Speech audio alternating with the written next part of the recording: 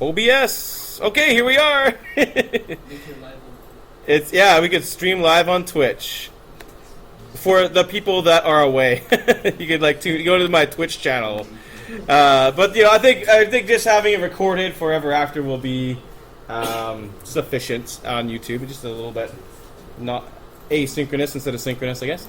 So, folks, we're going to be writing a program where we're going to use some variables. So, if we want this program to be animated, what two functions are we going to have to define?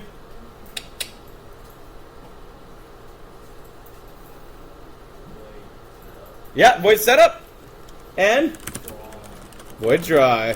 You guys knew it. You were just being shy. Void setup and void draw. You bet. Notice how I always type in my braces.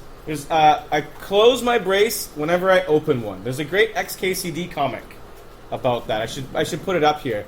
It's a web comic series that's all about geeky stuff, and it's about what happens when you don't close your brace. And you've all experienced what happens when you don't close your brace and you forget to do it. Well, not all of you, but anyone who took beginning programming anyways.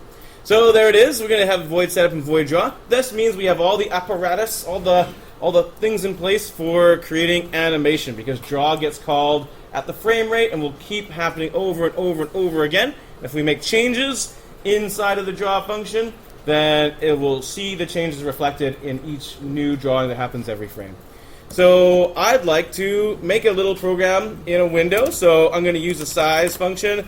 I don't really care what size it is. I'll make it 600 by 600 for no particular reason.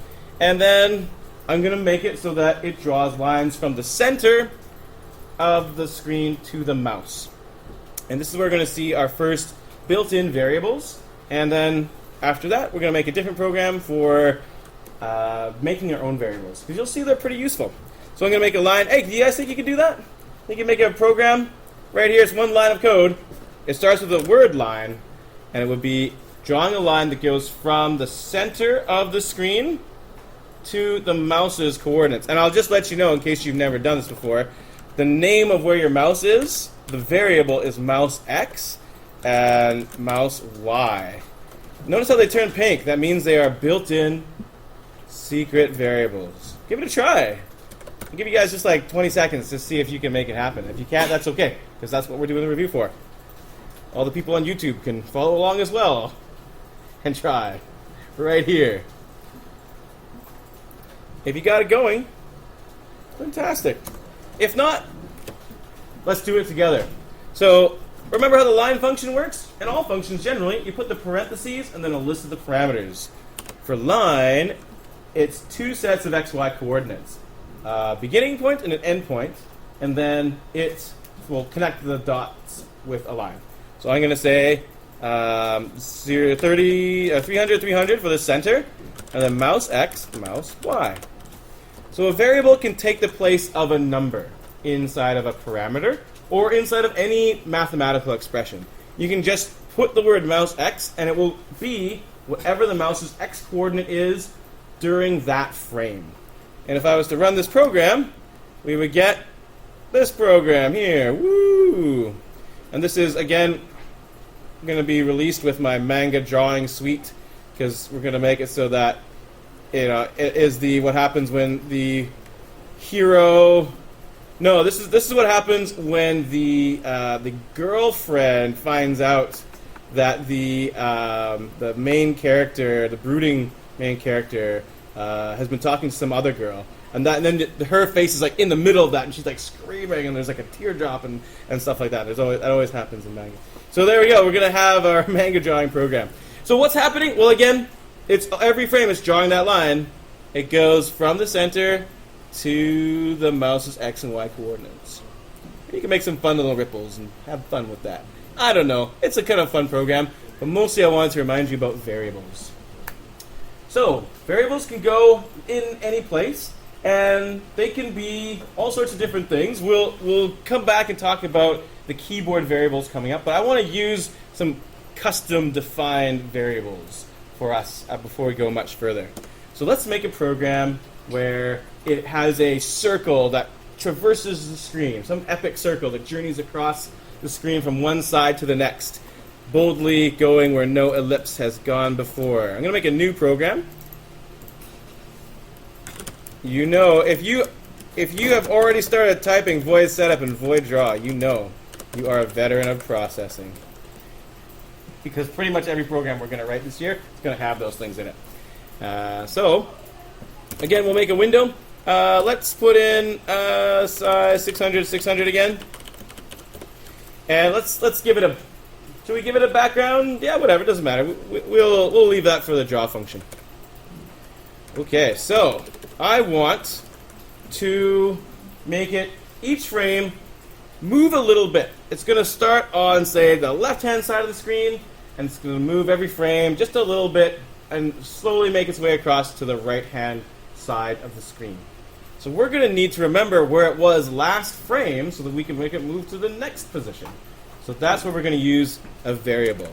So where do we usually make variables in beginning programming? Where was the place we created the variables? At the top, yeah, exactly. This isn't the only place, by the way. We're going to look at what happens if you put it in other places today. That's going to be one of the big things that I want to make sure everybody understands by the end of this class. But you're right, we can put in all the what are called the official terminology. If you want to sound like you know what you're talking about with other programmers, these are your variable declarations.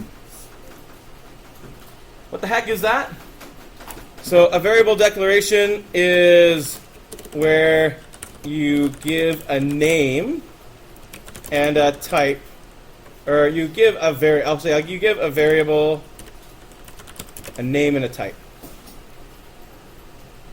So variables store information of a certain type. Very similar to math, but in math, they're just called like X or N. They have boring names, and they just store some unknown number. They don't really store, they just represent an unknown number. In computer programming, a variable can store all sorts of things. It can store numbers, but it can also store words and letters, and it can store arrays and spaceships and all sorts of complex software structures that we create as we go forward. We're going to start with just numbers before we get too crazy. So what we want to do, if we want to make our little ellipse travel across the screen, going from the left-hand side of the screen to the right-hand side of the screen, what piece of information are we going to be varying from one frame to the next? The ellipse is what? X coordinate, yeah. So let's make a variable called X. That'll be the ellipse's X. So what type should we make it? Yeah, there's a few possibilities here. So just so you know, the possibilities are, so variable types. They include int, for integers. So you can't store 0.1 in an int. You can only store 1, 2, 3, 4, 5, 0, -1, -2, -3, and so on. You can't store a decimal number in there. And occasionally we discovered we got angry error messages when we tried to do that. Maybe unintentionally we tried to do it, but that is something to be aware of. What's another type? Float. Yeah, weird names. Float is for decimal numbers with decimals in it. Decimal numbers, rational numbers, actually would be probably the most mathematically accurate statement, because it can store integers as well, kind of. I mean, they are integers, but it will represent them as having a decimal place. So if you store 1 in a float, it becomes 1.0, which maybe doesn't mean a lot, but sometimes in processing that means a lot. So floats are for decimal numbers. And did we use anything else last year? We used at least one other kind. We did use strings sometimes. We'll use this a lot more this year. Let me put it in. The string with a capital S stores text. And we didn't always use variables for it, but sometimes we did. Most people didn't. We didn't have to. But we definitely printed strings of text to the screen when we showed our score, or we showed I don't know, like a message to the user. What else? There's one other thing. It starts with B. Boolean. Boolean, you bet. I'm gonna space these out all fancy schmancy. Boolean stores true, false information. It can only be one of two possible values, true or false. And if it just can't be anything else. That's it. Sometimes Booleans are used as a switch to turn on and off things. But oftentimes they just keep track of whether something is true or something is false. Some condition. And these are basically the variables we use throughout the year. Last year, there is one other variable we might be using this year from time to time. It's the char. Char is like a little tiny string. So strings are made up of chars. Char is a character, and not like in a RPG or something. It's character as in a single letter or number or symbol. So like the letter A, the number 1, the happy face symbol, all the different punctuation marks, all like just a single one of them. Just a single character. I'll put that right there. Single character. Not your unmarried character in Second Life or something like that. Not like that, but a single alphanumeric character. And we've actually used these last year as well when we did keyboard input, but there wasn't explicitly mentioned that I was a character. So there we go. So how do you make a variable? Let's make it an int, just to keep things simple. So to make a variable, you do what? Anybody remember? If I want to make an integer variable named x, what would that look like? There. Yeah, you give it the type and then the name. So the type is going to be int, and name is going to be x. And at this point, you could put a comma and make another one and so on, and eventually press semicolon. But we don't really need to make all those. We're just going to make int x. Int x. That's great. So the format here is write the type and then the name. And also, just to mention, names have a couple rules attached to them too. So I'll just make a little note below here for variable names. Couple rules: can't start with a number. It can have a number in it as long as it doesn't start with a number. So that's weird. So for example, too legit would be an incorrect variable name, but so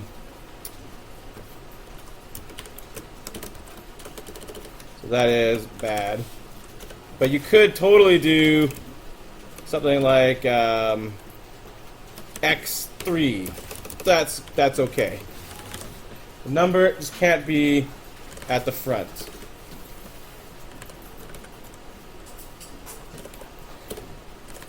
And then the only symbol. Oh, thanks, Kieran. Yeah, for all variables. Any variable, that is just a rule that must follow. This is true about Java as well, by the way. This is true because of Java, actually. And then another rule is only uses letters, numbers, or you can actually use a $sign. Weird. I don't know why, but you can use a $sign. Actually, I do know why. And it's recommended that you don't use a $sign because that's actually often used for special variables. But you know what? It doesn't really matter. No one's going to get into some kind of confusing situation in this class with it. So you go ahead and use a $sign if you feel like you want to. So that's the only characters you can use. And otherwise, all your variable names are valid if it follows those rules. We have some specific things about capitalization, the camel case stuff, but I won't talk about that too much. All right, so we have a variable called x. So how do I use this variable? So if I want to draw my ellipse, for example, I'm going to put in my ellipse here. I'm going down to the draw function, by the way, for those of you who can't see the screen at all times because your back is turned to me. So I'm going down to the draw function, and let's use it. I'm going to draw my ellipse. Instead of saying like 300, 300, and then 100, 100, or whatever, I'm going to make the x coordinate the variable x. Oh, wow, you say. Amazing. So what happens if I run this program? Will we see this amazing circle going across the screen? No. So just because I used a variable, it doesn't mean it's changing. It's capable of changing. Unlike the number 300, 300 will always be 300. But x can change. But right now we're not changing it. So let's find out how to change it. You can change its value. So the way you do that is with the assignment operator. This is where it got confusing last year because the assignment operator sure looks like the equal sign, because it is. So I can say x equals a number. I can say x equals 100, for example. It's still not changing, though, because x is just 100 every single time. If I run this, yeah, the circle will be drawn at 100. Well, actually, I guess the first time it was 0 because we drew it first.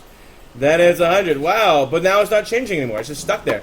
Well, that's not really varying the variable. We're just replaced 100 with x and then delayed the 100 down here. How is it that I can change x? What can I write here instead? X equals what? Yeah, x equals x plus some number. Let's say 1 for now. X equals x plus 1. Anybody seeing this for the first time will look at that and say, Mr. Pelche, your math is terrible. Why are you so bad at math? Because like no number equals itself plus 1. That is not a valid equation. But in processing in Java and C++ and C and every major programming language out there, the single equal sign is not the equation equal sign. It is the assignment operator. So what this is saying is we are assigning x's value, whatever it was, plus 1. If it was 0, now it's 1. If it was 100, now it's 101. If it was 99, now it's 100. Whatever the value was, we're adding 1 to it. So that is the assignment operator. So note that equals here is the assignment operator. This is not an equation. The sides do not balance. We are assigning a value to something. In some programming languages, they actually don't use the equal sign, some learning languages, just because of that fact, because that's kind of confusing. Does that make sense, folks? Everybody feel good about that? Yeah? Okay. And if you don't, I totally understand. So let's see what happens now. So every frame, x is being increased by 1, and we see it streak across the screen, and of course, it's eventually going to be gone. We'll be left with this bar to remember the ellipses by. Because where is it right now? It's probably like, by the quiz, and now it's going into the design competition, and it's going to be pretty soon at the window. Like, it just keeps on going. Just because it's off screen doesn't mean it's not still adding that number over and over again. It's not drawing it, but it certainly is still adding those numbers on. So that's fine. So now, let's talk about how we can get it to come back to the beginning again. So if it goes off screen, all the way off to the screen, how can we make it come back to its beginning place? So this is where we want to use a variable and use it in an equation. So does anybody remember how to do that? I'll give you a hint. It starts with, if. We need to make a decision. We want to make that variable come back to the beginning if it gets to a certain value. So go ahead and try that out right now. If you can remember how to do this, fantastic. But if this is not something you've thought about for 3 months, then I totally get that. So just try it out and see how it goes. If you've never done processing, there's very little chance you would just happen to know how to do this. So just give it a try. So what we're trying to do is we saw how the ellipse went across the screen. Now we want to make it go across the screen and then come back again. And we're going to use an if statement to do it. And if you don't remember, that's okay because it's been a long time. So we're going to show you how. That's why we're doing this today, folks. Review. It's not telling you things you know necessarily. It's telling you things that you might have forgotten.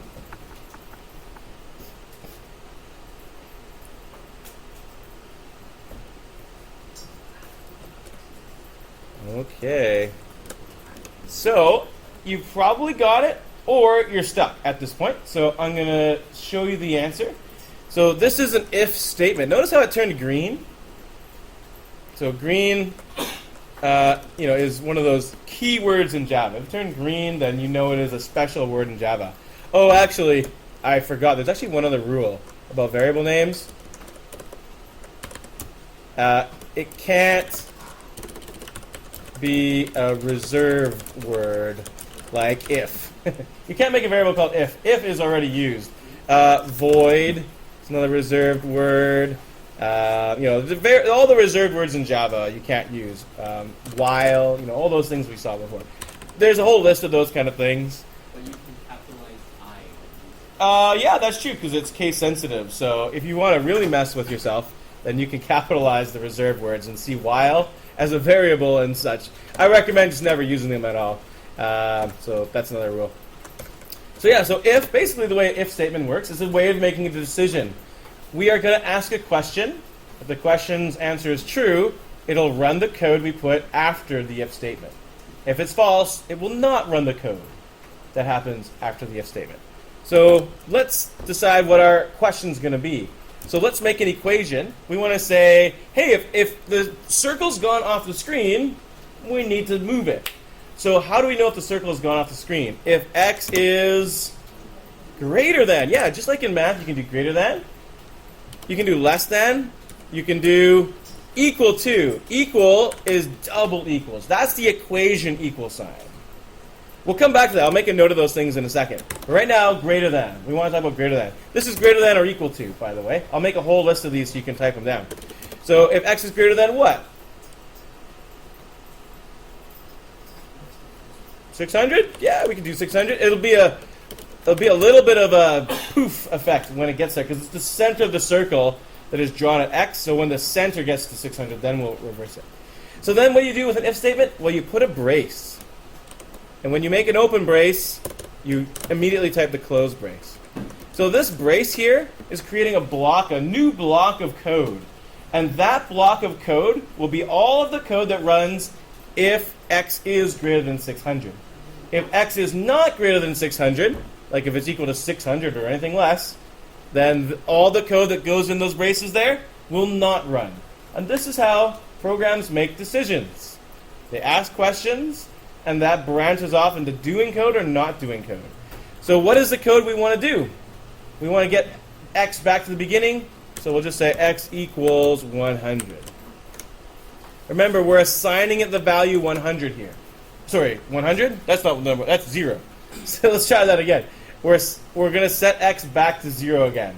We're assigning it the value of 0, so it'll appear like it's at the beginning of the program. So that is that. I'll just make a note of the different symbols that you can use for if statements. They're called Boolean Operators. Maybe I'll make that right here, just before the if statement. So Boolean Operators are greater than, less than, equal to is two equal signs. So many errors, right? All of you can attest to this. At some point, you put a single equal sign where you needed a doubles equal sign, and it messed you up, and it caused lots of problems. So there's that. There's greater than or equal to. There's less than or equal to as well. And not today. We'll have a whole separate review class. There's also things like and, or, I should say, and, or, and not. And those are for making multiple statements combined together. If you wanted to say greater than 600 and less than some other number. Or if you wanted to say not equal to 0 and less than 1,000 or something. I don't know. Certain compound statements, you want to put them all together, you can use all those operators in conjunction to make multiple statements in one Boolean statement. But we'll cover that more in another lesson. I just want to refresh your memory right now on how that works. Okay, so there we go. So we got our if statement. So let's run it. Let's see what happens. Wow, it's going across the screen. We need some, I want the Star Trek theme song right now playing. This is boldly traveling across the screen. It gets to 600. Bam! It goes back to the beginning again. It loops forever. What amazing animators we are. It would be a little bit better, I guess, if we were clearing every frame. so that we just saw a circle moving instead of seeing all the previous circles. How do I do that again, folks? Background, where do I put that? At the start. Background, what? We'll make it black because it's outer space in my imagination. Although there's no reason for that to necessarily be true. Woohoo! Look at it go! We're so good! But this is going to be the cornerstone of pretty much all of our gaming, right? Like when we make a program, maybe it's a ball, maybe it's, I don't know, what are we going to do this year? Maybe it's a character moving around in a platformer game. You know, all these things are going to be making motion happen the same way. We're going to have its coordinates, and we're going to be changing them in the loop as we go. So that is that. And any questions about changing things up here, or how we might go about making different kinds of animations? Anybody want to throw out a question? No? Yeah, thanks.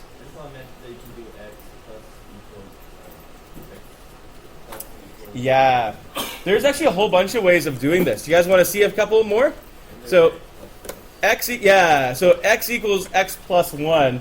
Some people get bothered by that. You know, they're like, wow, that's not an equation. Or you just want to like save on the keystrokes because you're a programmer and you want to avoid carpal tunnel syndrome or something. So there's actually multiple ways of doing this. If you want to, you can do this as well. X plus equals 1. That would be another valid way of saying x equals x plus 1. Plus equals means add to x 1. Like whatever x was, add 1. And you can also say x plus plus. X plus plus adds 1 to whatever is the variable that you're plus plussing. Technically, there's also plus plus x. But I don't really want to get into that because that's going to get really confusing. So let's just pretend that I didn't type that there. And what is one better than the other? Well, x plus plus is very convenient because we add 1 to a lot of things. But it only ever adds 1. Exactly 1. Does nothing else. That's how common adding 1 to things is. X plus equals 1, you can add whatever. You can add 50 to x. You can add 90 to x. And so on. But, you know, it's not a whole lot better than doing this. And I like doing this for beginners because you see what's happening. You see that x is being assigned the value of whatever it was plus 1. It really spells it all out for you. But if you feel like you like that better, you can use that if you want. They have the same thing for multiply, divide, subtracting. There's a times equals, a divide equals, all that kind of stuff. Do you need to know that information? Will it ever be a program where you must know that? Will there be a quiz where I ask you that? No, there won't be. So if that is information that feels too over your head, or you're good with x equals x plus 1, then feel free to ignore it. But I'll put it up there because it's interesting and it is helpful. Yeah. If it was like my birthday, well, my birthday plus equals 1 is a lot easier than my birthday plus equals my birthday plus 1. You know, it does save keystrokes. So feel free to do that if you like. Okay, so now I'm going to give it over to you guys because I've been talking for a long time. I would like you to make it so that now you make a program where it's a circle that starts in the center and it's getting bigger. It grows. It grows outwards. And also, I want it to become, yeah, that'll segue into map. Ooh, remember map? Remember how fun map was? Remember how mysterious it was and how powerful it was, but no one really quite got what it did, except for probably you guys, because you took advanced programming because you were really good at unit programming. So let's make the color change. If you can, make it go from like black to white as it gets bigger. And just make it get bigger, bigger, bigger. And then when it gets to the maximum size, make it shrink down again and grow. Go back to 0 and then make it grow all the way to maximum size. You guys does that make sense? I'll show you what I want you to do. I won't show you the answer, but if it makes sense, go ahead and start coding. Otherwise, take a peek at what I'm about to do.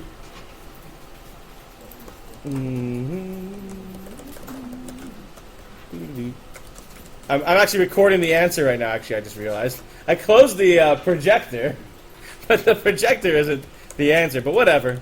Whatever. I'm not trying to monetize my YouTube channel to be an expert or anything like that on this. I just want to have notes for you to look at. So let's simplify this down a bit. I'll put that here, and I'll put that there.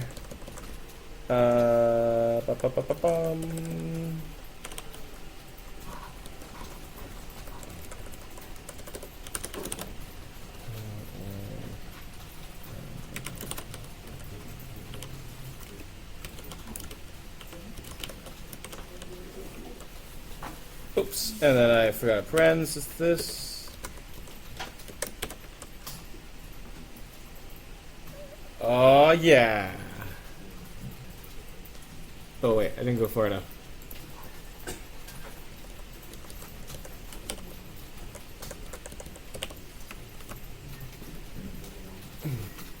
Okay, so if you're wondering, this is what you're going to try and make. So it's a circle. It's getting bigger by 1 each time. It goes back to the center. This is quite a big jump for anyone who's new to processing, by the way. So don't feel like if you can't get it that you are going to fail the course or anything like that. But anyone who took beginning programming, probably with a bit of time, can figure this out. I'm going to stop my YouTube video like I should have done a while ago. Okay, so now this was our basic program of how to make our circle grow. I already explained it to everybody. I forgot to explain it to YouTube, so I hope you can puzzle it out. Here's us adding in the color changing part of it now.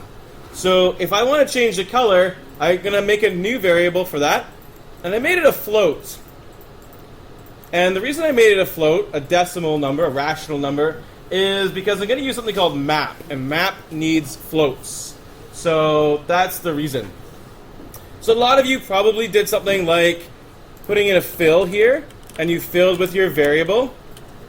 And you might have done something like c equals c plus 1, right? And then reset c back to 0. If you did that, that's pretty good, by the way. So well done. But there's a problem with that. And that is this problem. It gets to white like really fast. And then it's just white all the time. It just gets to white so fast. Why does it get to white so fast? Here? Nope, not sure. It just hits white like somewhere around this size of the circle. Thanks, Dax.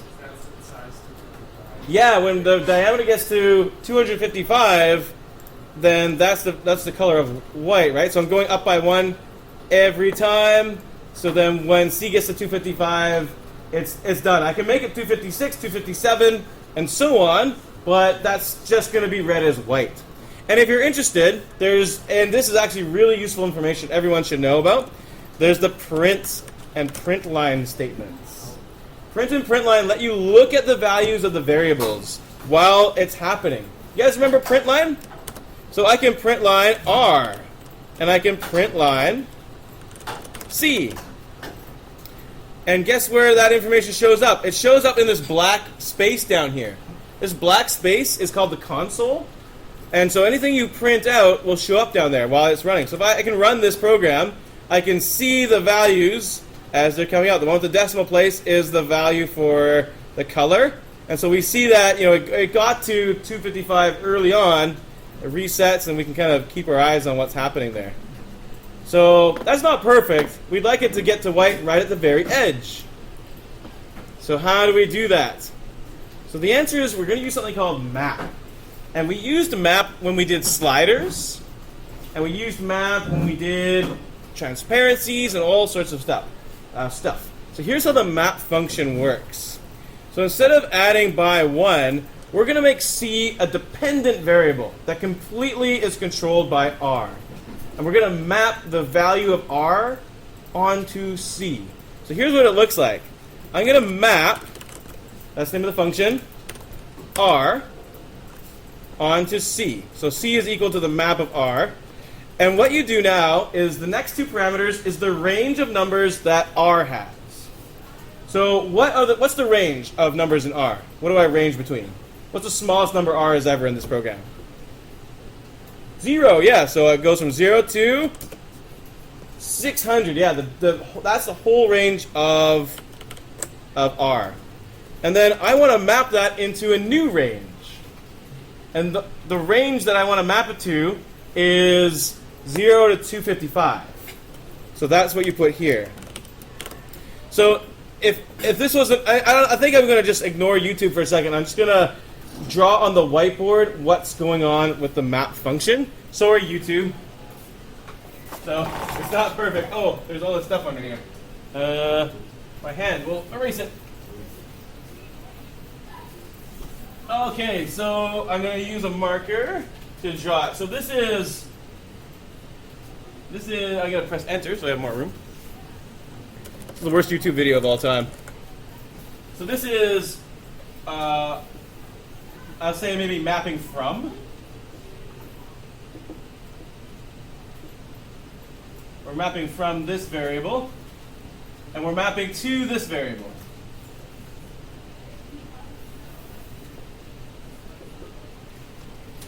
So this is the range. That's R's range. Whatever we're mapping from, that's R's range. And this is the range, it's our desired range for C. Now, it seems so complicated, right? It's really just grade 8 math. So what we're doing is we're saying, well, R, you go from 0 to 600. R, when you're 0, we want our color to be 0. We want it to be black. And R, when you're 600, we want the color to be white. And we're lazy. We don't want to figure out what color is at 500, 400, 300, and 200. So we're going to ask the map function to figure out for us. So basically, from this information, the map function can figure out what C should be when R is at 300, or R is at 500, or whatever the number is supposed to be, by making it, ratios that are equivalent. So, what do you think the number for C will be when R is at 300? If it's halfway in this range, what's C going to be? What's its value going to be? You don't have to give me the exact number. Just approximate. Yeah, 255 divided by 2. So if we're halfway in this range, C is going to become whatever halfway in this range is. We're just going to convert it to the desired range, whatever desired range we want to. So it just converts from one range to another range. So now if I run this, we get it starting off as black, and it doesn't become fully white until we get to the maximum size. So we just sort of have better control over our ranges, and map is great that way. We're going to have to revisit map a couple times, I think, throughout the course. It's just that complicated. We are going to be using it for sure, and, if that made sense, great, and if not, we'll revisit. It's, I'm not going to, I don't think, well, no, I might put it on the quiz coming up on Monday, so I'll probably talk about it tomorrow, Thursday as well. Okay, fantastic. That is us doing this simple program together. So the main things to take away are variables, how to make them, how to use them, how to change them. Also, printing them to the screen is a big deal. Using them as parameters changes how you affect the shapes and the functions, and then making decisions around them, just simple decisions for now, like if statements and checking to see if they're greater or lesser than a value. So we have a bit of time left in class, about 20 minutes. So I'll finish off by showing you and having you guys help me build a program for making it so that when you press the keys, the circle will move up when you press the up key and down when you press the down key, that kind of stuff. You might not remember that, so that would be a good thing to do. I'm going to make a new sketch. Woohoo! Since we're doing a lot of game making this year, this is going to be obviously an important thing. And it is all around variables. It's just controlling different variables. So we're going to use void setup, void draw, and there's a new void or new function that we're going to use. Does anybody remember what we used in the past for key pressing and stuff? Reading key keyboard input? It's void key Yeah, there's key pressed and key released. So we're going to do key released for now, but there's also key pressed. And check out that beautiful dark bold blue. That steel blue, that lovely blue. That means it's a special processing function. And it's a built-in function. It's predefined. So in other words, processing is already sitting there waiting for you to define it so it can do something with the keys. So key released. Notice the capital R. In processing, if a variable or a function's name has more than one word in it, that every other word after the first has a capital letter to start it.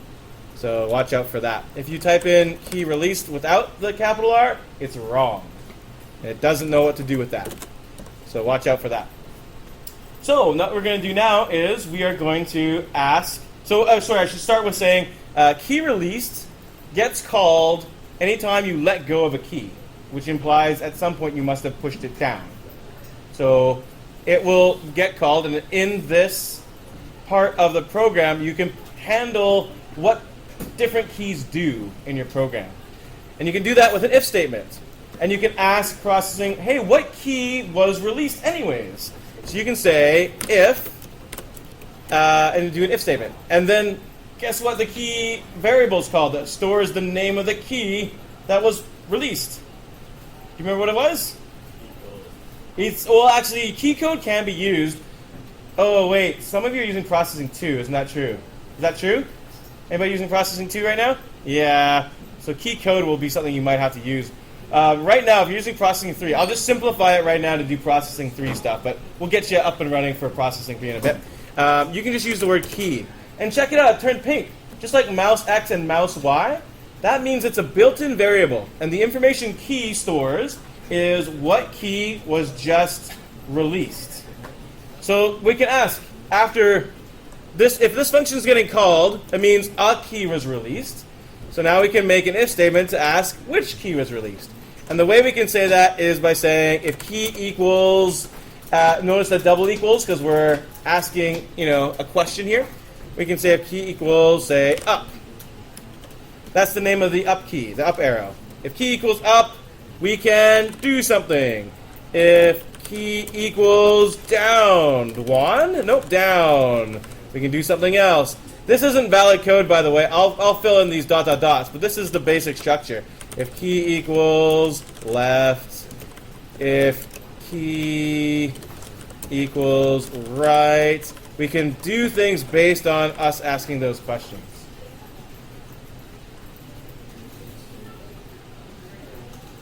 All right. So what is it that we're going to be doing? Well, every time we press a key, we'll change a variable. And that will change the position of something on the screen. So let's make some variables. If we want to change the position, then what should our variables be? We'll say int... What? What are our position variables? What's a good name for them? X and Y, sure. Let's not get fancy. Int X, int Y. You can just put multiple ints in a row with commas. So I've just made 2 variables, X and Y. They are both ints. So now, when I draw what I'm going to draw, let's clear the frame. Yeah, let's do that. I'm going to clear the frame every time. Let's make it some gray color for no reason. And then I'm going to draw my ellipse. I'm going to draw it at X and Y. And I'll make it 100 by 100 because I have no imagination. Good enough.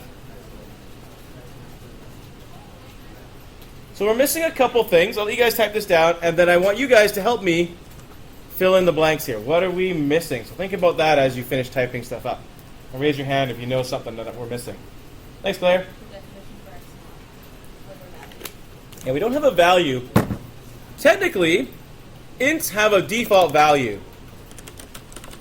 They have a default value of 0. If we don't say x equals 0 or y equals 0, they start off as 0. But often last year I said you should actually explicitly tell them to be 0. But you know what? Let's say we don't want them to be 0. Let's say we want to start the game at the beginning, at the center. So in the setup, remember setup's what happens before our project begins? So let's do that right here. Let's say x is 300 and y is 300. We can do that in the setup because it's not repeated. Hey everybody, why would we not do this in the draw function? Or what would happen if I put this in the draw function? If I, instead of setup, I put that in draw, it would happen every frame, and the result would be you wouldn't move anywhere. You might be able to move with the keys, but then it would immediately set it back to 300 every frame, at the beginning of every frame. If we do it in setup, it only happens before we draw anything on the screen, and it doesn't ever happen again. So this is a great place to put our whatever objects in their starting locations. So that's why we do that. So now we're going to have our ellipse drawn at x and y. So it's going to be drawn at 300, 300. So now what are we missing if we want to actually animate this? And I'll just remind you, every game, the main steps are drawing things dependent on variables, changing the variables, and then making decisions around those variables. So right now we're drawing something that's dependent on variables. So what are we missing?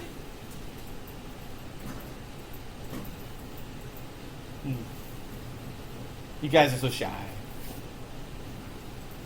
If we actually, let me run this right now. Oh wait, I guess I can't because it doesn't compile. Let me just change this really quick. It's not important that I'm doing this change. Let's just run it. Oh wait, there's something else I'm missing too. I guess we should probably give it a size, hey? Give it a size for our window. Size 600, 600. Okay, here's my glorious circle. I'm pressing keys. How come I'm not going anywhere? Did I lie to you? Is key released nothing of what I said at all? Thanks, Ricky. Say that again. I can't hear you. You need to put stuff in there. Yeah, like I'm saying, if the key is up, then do something, but I don't actually do anything there. And what do I need to do there? What needs to change in order for that circle to move? X and Y. That's right. I can't tell if this is too easy for you guys, you're just being shy, or if it's you actually don't know. So let me just see a show of hands. How many people feel like you understand what's going on right now? Just give me a hand up, like, yep, I'm doing fine. Cool. Yeah, that's okay. If you're new to the class, you shouldn't understand what's going on. This is very confusing. Okay, so what I'm going to do now, then it seems like people are just being shy. So let's go ahead and just break it open here. I need to change my variables. This is not animation because x and y essentially are constants. It's almost as if I typed in 300, 300 instead of x and y. It's only interesting if I vary my variables. They're not really variables if I don't vary them. So let's vary them. What should happen if I press up? What variable should change and how do we change it? Y? So let's say y equals y. Is it plus or minus to go up? Minus. Oh, it's so hard. All you math prodigies out there who, are good at math. Oh man, now it's upside down. Remember, upside down y-axis. Let's say y equals y. I'll do minus 10 so we can move around a little faster. If we go down, also it's y, but we're going to add to y. I'll move this up so you guys can see a bit better. Y equals y plus 10. If I'm going to the left, it's x equals x plus or minus 10. Minus, right? Going to the left, we're going this way down the x-axis. That's just like math, so that's good. And then if I press the right key, it's x equals x plus 10. So now I am changing the variables. I'm only changing them if I release a certain key, and every frame I draw it, whether I change it or not, I draw it. So if I run this and I press the keys, oh, nothing happened. That depresses me. It depresses my keys, but they're not changing as I depress. What did I do wrong?